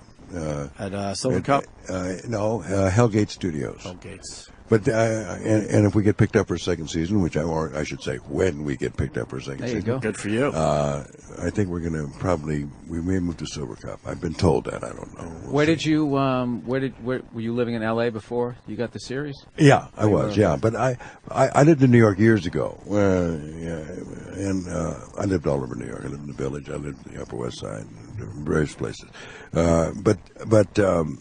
I'm very happy to be back. I really am. It's been a while. And you picked a really bad winter. Well, not as bad as last winter. No, we're up there already. You think so? Oh yeah. Oh well. It's cold out there. It's cold. No, there's a lot of snow. But no, they totally overhyped the snow. Yeah. Like people going out buying all that food. It's like you can live 40 days without food as long as you have water. So you got the snow. Yeah. You can eat the snow. You're going to be fine. There's going to be 8 inches of snow. It's like, wow, that's almost up to my calf. I don't get that. How will I ever go out and get some chicken? I don't get the people that have to go to the grocery stores and it's all fatties. It's so weird. It's that one night where they don't feel guilty for throwing all that stuff down their throat. Good theory. Very good. They stock it up, and then it's like, well, we don't want this food to go bad. Right. No. They're making chocolate-covered chicken. I like it. Yeah. It says here, this is one of the first questions I wanted to ask you, but didn't. You're one of the a really acknowledged Shakespearean actor. I couldn't do Shakespeare. Have you ever tried it? Just in moments. All right, here we go. To be or not to be. Go ahead, try it. Come on, Jimmy. You can do this. Let's go. Go, Jimmy. To be or not to be. Very good. Wow. Thank you. He's a great actor because he just lied saying that was good, and we all believed him. No, but I like truly well-trained actors, Shakespearean actors. They have that you have that. I can't. I'm trying to give you a compliment here. Yeah. That tone in your voice, that relaxed. You're sitting here, but you just feel like you could project all the way to the back of the theater. Like there's a few guys. I remember seeing like Kelsey Grammer. Kelsey's great. Yeah, Kelsey has that, he's Shakespearean trained. Like, you guys are like the real actors as opposed to, if you checked out my IMDb page. Stacey, what is it about Shakespeare? I don't get it, and it seems like a lot of people don't get it. It seems like a niche thing in this day and age. It is, and it has always been, I think, in this country. Well, except, not in the 19th century, obviously, but Shakespeare for me, it's like climbing mountains. It's like they're big challenges and great parts and great plays. I mean, Al's doing Merchant of Venice right now on Broadway and having a great success with it. He's a wonderful actor, and Shakespeare is like the quintessence. If you can do Shakespeare, it's like they say in the theater. You can do just about anything. Could they change it so we can understand it? Well, I think that was my biggest problem reading that in school. Reading it is a whole different thing. And generally speaking, you got bad teachers. You get probably. Yeah, probably. But if you had a good teacher, or if you go and see a good show that's well done, you should be able to understand it without any problem. There shouldn't be any difficulty, and I think that's true of the current production of Merchant of Venice that's on Broadway. I really do. It's actually true, because if you watch like Telemundo, if you really sit there, you can figure out what's going on after a the minute. body language. Yeah, somebody's yelling. Yeah, a lot of yelling going on. There was big boobies too. Whenever you watch like Shakespeare, British actors, there's a lot. British actors sometimes just kind of deliver it very politely. And then I saw Brando do it. I want to say it was Spartacus. No, it was Julius Caesar. Oh, Julius Caesar, where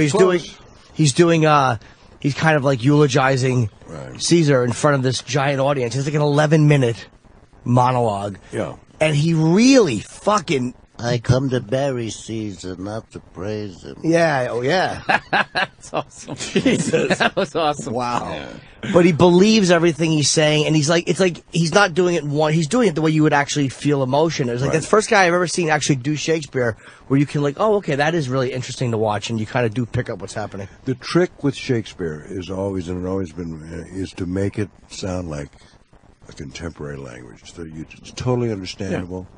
That's the trick in doing it, and doing it right. I mean, and doing it for a modern audience. In America, we don't have much of a tradition of Shakespeare, and that's one of the problems, I mean, except in certain places, like in the Shakespeare Theater in Washington, D.C., which is a great venue, and I've done a lot of shows down there. And one of the greatest training grounds in America is the Oregon Shakespeare Festival in Ashland, Oregon, for young actors. And it's, you're right, it's a niche thing in a lot of ways, but I think when it's done well, I think it's very well appreciated by, and as I think Merchant is proving. By the way, no disrespect, sir. I just never. No. I hear you. No, I understand. And a lot of people. I drive because I think most kids particularly are not given the opportunity to learn it from good teachers. Did you ever get to do like Hawaii Five-0 or any like classic TV show? Love Boat. Yeah. Happy Days. Well, I was doing Mike Hammer in those days, Mike Hammer. What years was Mike Hammer? 82 to 85. Yeah, but that was when you made it. You were already like established. Like, because I'd done movies before that. Yeah, but when I didn't do any of those shows at that particular point. In later years, I've done a lot of guest shots. What was Cavalcade? That wasn't the Gleason one, was it? Because he had a show called Cavalcade, I think, or was on one. The Honeymooners, I think. You wasn't that one of your first shows? Was Cavalcade a series in the 50s? No. It could have been my dad. Because my dad's name was Stacy Keach, and I was Stacy Keach Jr., and then my dad went to Stacy Keach Sr. When did you start acting? Like, when did your career kind of... The first thing I did was about 1962. Oh, okay. Yeah, that must have been your dad. Yeah. All right, could we have... So none of those classic 60s Hogan's Heroes? You never did any of those? You went straight to movies? I was in movies in those days. And that was back then. If you were a movie guy, you were a movie guy. That's right. And it was like you didn't want to do television. In fact, I mean, you wanted to stay in movies.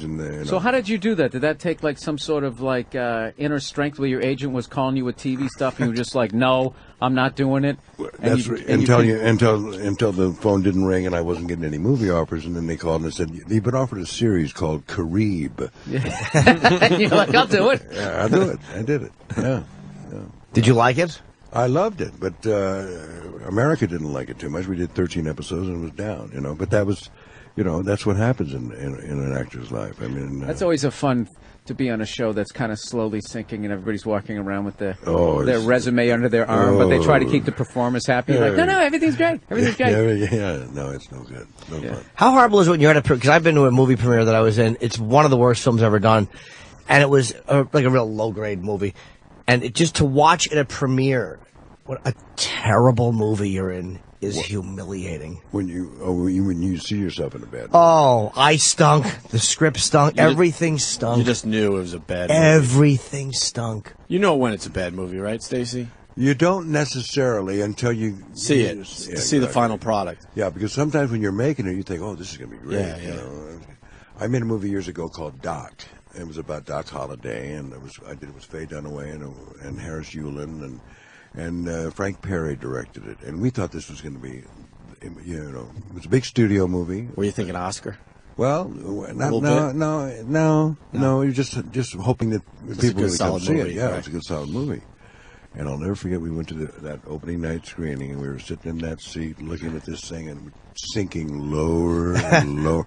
Every scene was, you know, it just, we knew. It stunk. It stunk. If I'm ever in that position, if I ever have to do I would wave, say hello, I'd walk into the theater and right out the back. There's no way I would ever sit and watch myself. No way. I don't know if you want to answer this, but who do you blame? Because when you're in the you moment, blame yourself for taking the job. But you're in the moment. You're thinking, I'm right. My performance is good, and you know. No, I didn't think my performance was good. Oh, really? When you saw it, no, okay. Well, that's pretty honest. I don't think most actors would say that. Well, no, I didn't like myself. They'd blame the director or something. You know? Or the editor, or the key grip guy. Have you ever find somebody? You ever feel like you delivered a great performance, and then you go and you look at the editing and you look at the takes, and you're just like, what is this guy doing to me? Because I feel like they can take a great performance and knock it down a few notches, or if you did. It's one of the reasons why I don't go and see my own stuff anymore. I really don't I don't like to see myself because of that very experience. A lot of times when I was as a young actor, I would scientifically and methodically say, I'm going to put this piece together with this piece and this piece of behavior with this piece of behavior, and I had it all worked out. So. And I went to the director and I said, I love take two. Can you use take two and not take three or not take one? And he would say yes. And I go and see the final film, and nothing that I did was there. I was all different, completely changed. And I realized that that's the prerogative of the director and the editor and the producer. There's nothing the actor can do to control that. So the only thing we as actors can control in the movie business is what you put down while you're shooting, the behavior that you express. That expression is all you can do, and the way it's manipulated and put together with other actors and other scenes is not out. You have no control over that. So I don't like to go and see it. And I'm happy with the process. I'm happy with the process, not the result. That's what. Have you seen the new show? Have you seen Lights Out? I've seen pieces of it. Yeah, I like it. I think it's terrific. Yeah. It's very well acted. The relationships are believable. It's not cheesy. It's not politically correct. It was such an odd moment. There's one scene where two guys are breaking into a car, and they're both black guys, and that's not a big deal. But in the way TV is done today, they always mix it up just so as not to, like, no matter how unrealistic it is. And it's just like these little things that were not PC in the show made me really like the show. Good. Yeah, well, I hope you're not I'm looking forward to seeing it. Yeah. Yeah, big time. Yeah. Tuesday night, 10 o'clock. Yeah, well, I want to get that plug out. Lights Out Tuesdays at 10 on FX. So, I want to do a project with Stacy Keach. All right. What do you want to do? We'll do some Shakespeare. I can't do Shakespeare. I don't know any lines. No, I get it. Stacy teaches Jimmy Shakespeare. And Jimmy can teach you animate Stacy. We'll animate. Jimmy can teach us. I'm really not a good actor, and this is I tell every real actor that comes in here that my problem is that with my I don't know what to do with my hands when I act. Just be yourself, man. Just be yourself. What you just said with your hands is perfect. You're just expressing yourself. That's it. But as we're talking, I can do that because this is real life. Because there's no piece of tape on the ground that tells you to stop and right. sit there. But if somebody said action, my hands would just be stiff and really unrealistic, like a wooden puppet. Well, the hardest thing to do is to make that transition. You said this is real life. When you're acting, it is real life. But an actor doesn't. I mean, it takes years of experience to know how to. You're playing another character. But when that moment comes up, it's real life. You're just being. Are you really listening when another actor's talking in a scene? Have you heard the line 50 times? You better be. Otherwise, it's going to be very obvious that you're not. It's not good. You have to. Listening is very important. Acting in movies particularly is reacting. It's not just saying words and running down the street and shooting guns, things like that. It's reacting. It's listening. Listening is really important part of not only acting but life. Yeah. What? Yeah. So, all right, the Jets-Pats game. Tell me what's going to happen with this game, Stacey. Come on. Help me out. What do the Jets need to do in Foxborough to get this done? Well, they've got to control Brady. I mean, they've just got to. Billy is saying maybe eat the clock, do a lot of running. Yeah, maybe so. I think the running game is going to be very strong. I think it's the defense. It's that defensive secondary. That's what we got to. That's what we got to worry about. I think big question in my mind is the over and the under. What is it? You're like 45. Hey, Stacey, you remember Jimmy the Greek, right? 44 and a Wasn't he half. great? 44 and a He used to half. do 44 that. and a half. That's a tough number. Yeah, that Sure is. 45-3 last time. That was 48. Yeah. I don't think it's going to be a shootout. I don't know.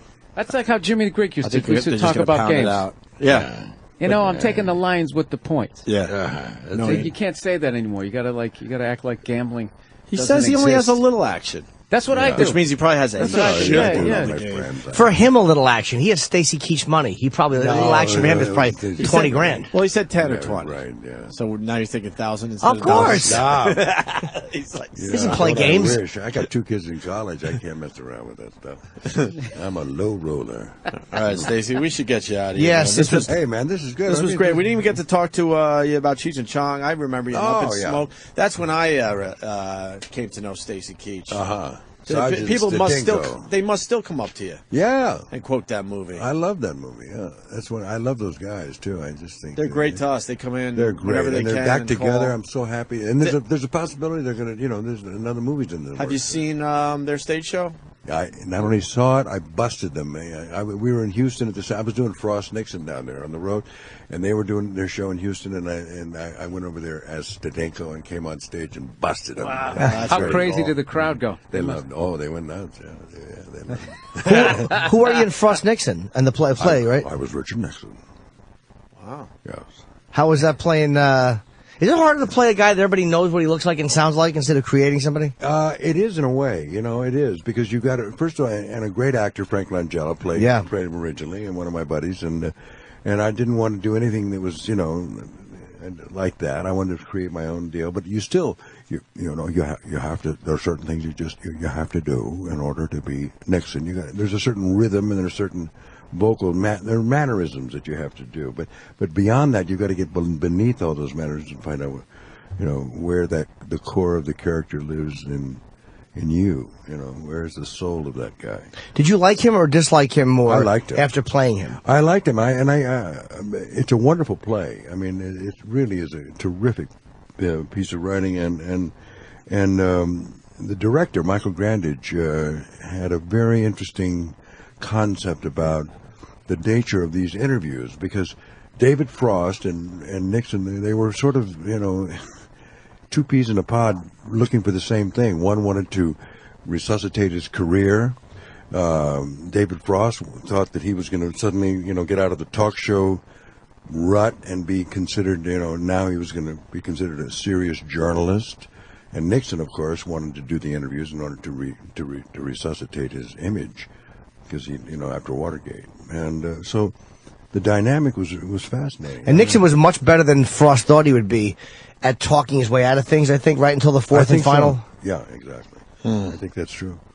Yeah, all right. No, I love it. All right, Stacey. Let me lights out. It's Tuesday, 10 o'clock on FX. I wish I had seen more of them. The 3 I saw were excellent. It's a great story, and I really did. I liked it so much, and I'm very happy for you. Thanks, Jimmy. And the play.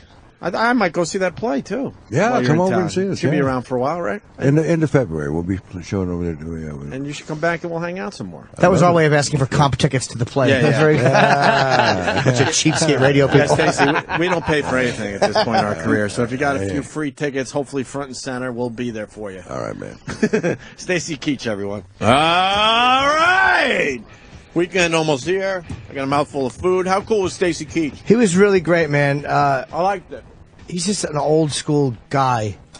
Bill raised a good point in the break about just talking to him about how you wanted to be guys like him. Yeah, classic. I thought of a great question to ask after the interview was over. Like I was going to ask, like how back in the day, like his generation before were like guys, like all the movies back then, Dirty Dozen, Kelly's Heroes, TV shows like Kojak, SWAT.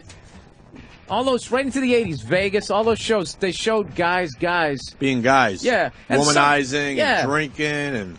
You know, and a lot of the names were probably Falcon punching people. Yeah, they were awesome, and now they've been in like some of it. I guess is a little bit silly, like how like guys they were, but there's just been such an overcorrection. Where The other now, way. yeah, where Great way guys to put now it. are just like complete pussies. Yeah, it would be nice if they went back that way slightly, right? But it's because it's being written by different people too. Like back then, there were like older school guys who lived a life experience creating these people, and now it's a lot of it is younger guys who kind of grew up only on television. There's just a whole different generation creating characters, and it just seems like they're not like they used to be. I know I'm not saying much there, but I should shut up. That'll get us to 10, though. Keep talking. But like no, Archie Bunker as a creation is a my lot God, yeah. deeper and more layered than anybody who's done a sitcom in the last X amount of years. I mean, save Taxi. I mean, you know, Sure. you look at the characters now; they're all just these fucking one-level guys who they give little fun things to. Like, look at this guy. He loves to, you know, hammer his nails into the wall. Like that's his thing to make it relatable. And he gets a laugh doing it. And then there's always just the random foreign guy from a country that kind of exists but doesn't really. You just go in there and you speak in some sort of. I guess they did that on Taxi, didn't they? They did, but Kaufman was pretty brilliant, and it was also like we worked in the mid or early '80s. I mean, I'm thinking like that dude on That 70s Show, which I never really watched, but every time I would flip through.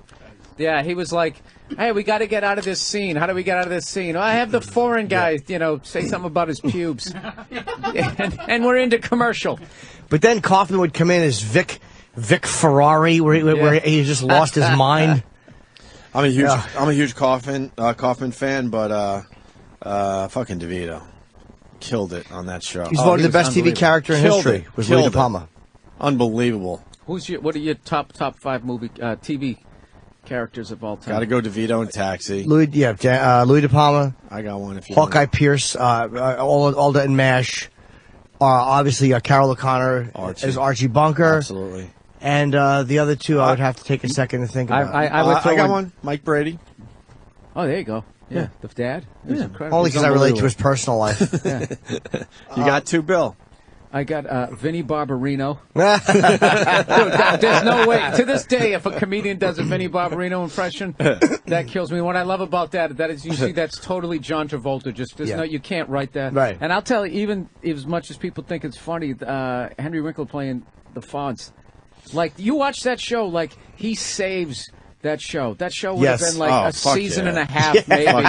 And like you just watched like the stuff that guy did. It's none of that is on the script. The last couple seasons were definitely rough to watch, but and he was the mechanic shop teacher. How awful! What killed it for me? He grew the beard. Did he? Yeah. What killed it for me is when you started hearing real interviews and realizing he's such a nerd in real life. Henry But that's Winkler. also what I like about it. When you talk about what a great actor he is, because he doesn't sound like anything like him. Yeah, I know, but you kind of want to think he's sort of the Fonz in his real. I don't know. Well, that's like I don't know when what it was. he It was did- like taking the curtain away. I didn't want to see like such a wimpy guy. Well, that was the like Fonz. when he did that movie with Michael Keaton, Night Shift, and all of a sudden he was sort of the nerdy fucking guy. like that movie. That was a great movie. Is it still and how great? hot was what's her face in her panties when she was the hooker there when she was making him breakfast? That was a big moment for me. This is before Tube 8 there, kiddos. that was all you had to live by back then. I wanted to bring up Night Shift the other day, and I was too scared because I'm not sure if it holds up. But I remember that being a really good movie. Because Michael Keaton was on The Other Guys. So when I saw Michael Keaton, I'm like, "Fuck, man!" I remember him in Night Shift. He's done a lot of good, he's Batman and all that shit. But I remember from Night Shift. Who were your movie? Like I used to have Terry Garr was huge for me. Well, I mean, I always wanted to bang Madeline her. Stowe. Madeline Stowe. There you go. Bo Derek, which is Kate Jackson. Oh, I don't mean like you. I mean like TV wise. I'm talking about not like Farrah Fawcett, who everybody. I know. likes. I wasn't going to say Farrah Fawcett. Kate Jackson on The Rookies, dressed as the nurse. I wanted to be Mike Danko. There's another great TV name. Mike Danko. I think I was. They just don't come up with names like that anymore. I was lame because I was really into big boobies for a while, so like Wonder Woman and all that. She was the greatest. All that horse shit. The thigh-high boots. I would just focus on big boobs when I was growing up. Finally matured and realized there's more to a woman than. No, you finally huge. No, breasts. you were right when you had it the first time. Totally. Big tits are all that counts. And what was Stacy's character's name? Was what? Mike Hammer? Yeah. How great is that? What a great name. Mike Hammer. He's bringing the hammer down. You knew what the show was before it even started. You're never going to try to jerk off a guy at a fucking booth named Mike Hammer. Yeah. He's just a man. Look at that. And that's all natural, Big man. natural, fat, God heavy tits. Damn, Wonder Woman. All right, listen, we're going to be wrapping up here. Bill Burr's going to be in Atlantic City. Well, we don't have to promote that, obviously. It's a very exciting show. A lot of fans are going down to see the big show. What? You think her boyfriend at the time, he had to have made her put on the Wonder Woman suit? Oh, my course. Hell fucking yeah. She could lose the headband, but she can keep those. She could lose most of the rest of her body, but Jesus, God, that's some nice big and heavies. Yeah, I would love to we hear like to say in the her hood. opinions on what hood. Global warming. What are we promoting? We got. You should promote the other stuff. BillBurr.com has all Bill's info. Yes, I'm going to be at the. Danny, can you help me out here? The 17th, I think February 17th. I'm going to be at the. In Terrytown, New York, at the Terrytown merry-go-round. Music Hall. And I'm going to be at the Count Basie Theater on the 18th in Red Bank, New Jersey. So put on your comedy hats and take out those silly wallets. No? I want to promote the Monday Morning Podcast. Well, let me just help Bill out a little got bit. a great podcast. Yes, Danny. If they would like tickets to the Tarrytown Music Hall show, they may visit tarrytownmusichall.org. And if anybody would like to see Bill at the Count Basie Theater, you may get tickets by visiting thecountbasietheater.org, or all of these dates are available right on BillBurr.com. Thank you. That was BURR. Jimmy, you got tickets going on sale? I do in about 7 minutes. Tickets for March 5th at the Wellmont Theater in Montclair will go on sale at wellmonttheater.com. And also next Thursday through Saturday, the 20th through 22nd, my first trip to Austin, Texas, Cap City Comedy Club. When's that? Everyone's the 20th through 20. Oh, you're gonna have a great time. Everyone has said Austin fucking rules. I want to hit the road with you. I want to go to Austin. Danny's a big fan of Austin. I've been there a bunch of times, and when I heard that Jimmy was going to be there, I was like, "Fuck!" I wonder if I can make that weekend. 20, 21, and 22. It's a week, not this weekend, but next weekend. No, January. Oh fuck! Maybe take that Friday off and go to Austin with Jimmy. I want to go to Austin so bad. I've never been. Everyone likes. Every comic I know loves it and says it's a great place to do a gig. And yeah, I think you're gonna kill down there. Is it cool? Yeah, it's a good time. I just hope the people are there.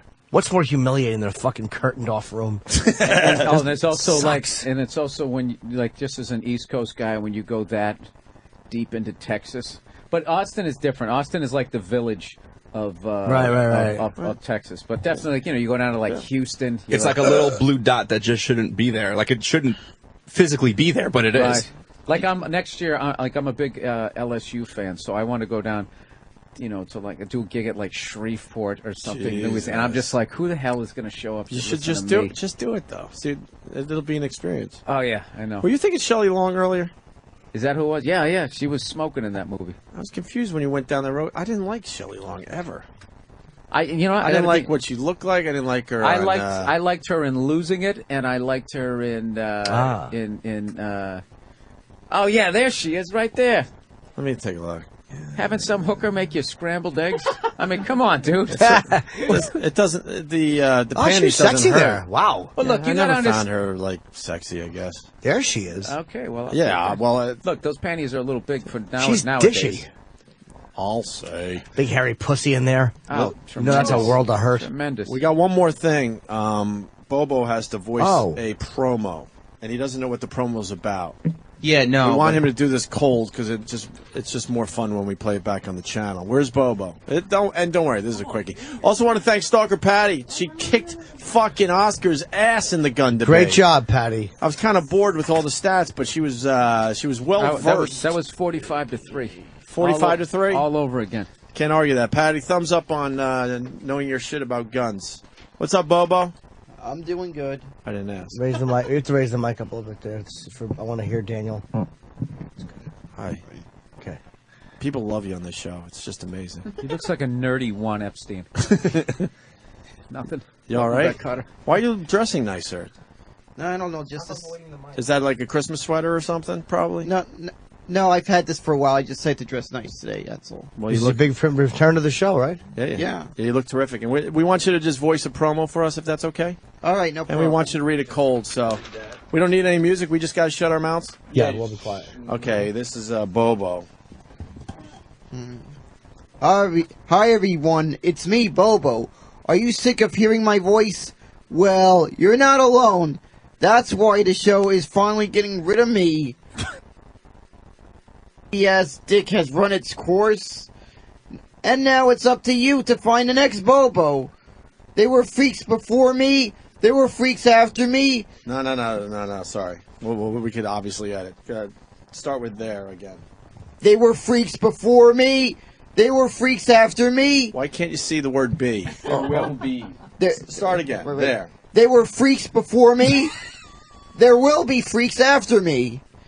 If you're a monstrosity, or you know a monstrosity like me, email Opie and Anthony at email Opie Anthony at SiriusXM.com and tell the show you could be a star just like I used to be. Now all I got left is my relatives, who I've had sex with. Goodbye, everybody. Bye, Bobo. There's the door. We tricked you. We wanted you to come in and read a promo, and you read it perfectly, Bobo. What's wrong? Bobo. Yeah. Don't you have one last thing to say? Say it real quick, just for fun. No, I'm not gonna say it. For the promo. We need it for the promo. Just for the promo. I'm not gonna say it. Wait, Bobo, you feel like we tricked you? What do you mean? We wanted you to read a promo. Watch How your did we trick you? I don't get it. No, that promo. I didn't know that was a farewell promo. Yeah, certainly was. Say that last thing that we need for the promo. Yeah, but that I can't say. That's. We just need it for the promo, buddy. Yeah, but that is the line. Real quick. It is the line. We need it. Alright, that is the line. We need the last line for the promo. Alright, I guess they'll say it. Mom's box. The Opie and Anthony Show. Opie and Anthony on the virus. Sirius XM.